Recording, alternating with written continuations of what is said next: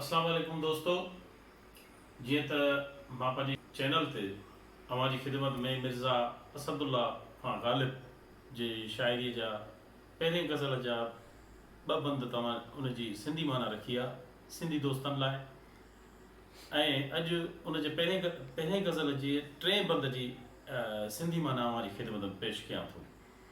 मिर्ज़ा गालिब पंहिंजे पहिरें गज़ल जे टे बंद में थो चवे, जज़्बाए बेअख्तियार शौक़ देखा चाहिए, जज़्बाए बेअख्तियार शौक़ देखा चाहिए, सीनाए शमशीर से बाहर है दम शमशीर का।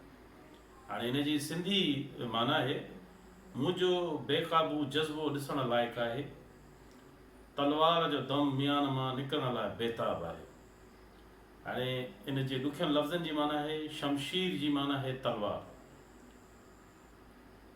दम जो मतिलबु आहे साह, दमे शमशीर तलवार जी नोक।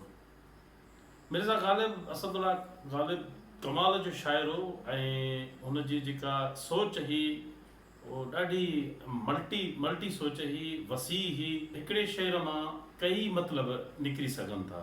छो जो वॾो शाइर जॾहिं पंहिंजी विज़डम सां शाइरी पेश कंदो आहे त उन अहिड़े लफ़्ज़नि जी उहो चूंड कंदो आहे त कई मानाऊं निकिरंदियूं। ऐं मिर्ज़ा गालिब बि इन बंद में उहो जेको कुझु हुनजो मक़सदु आहे उहो इहो आहे त कंहिं बि शइ खे हासिलु करण लाइ तव्हांखे एतिरे हद ताईं जो पंहिंजी क़ुर्बानियूं ॾियणियूं पवंदियूं, सेक्रीफाइसिस करिणो पवंदो आहे, ईअं का बि शइ हासिलु थी नथी सघे।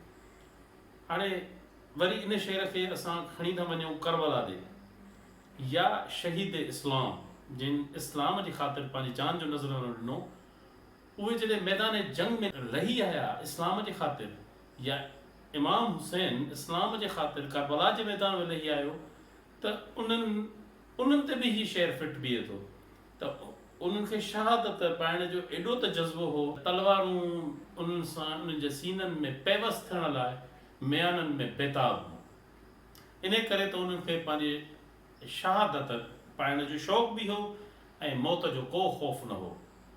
दीन इस्लाम लाइ उन्हनि पंहिंजे जाननि जो नज़रानो पेश करे छॾियो।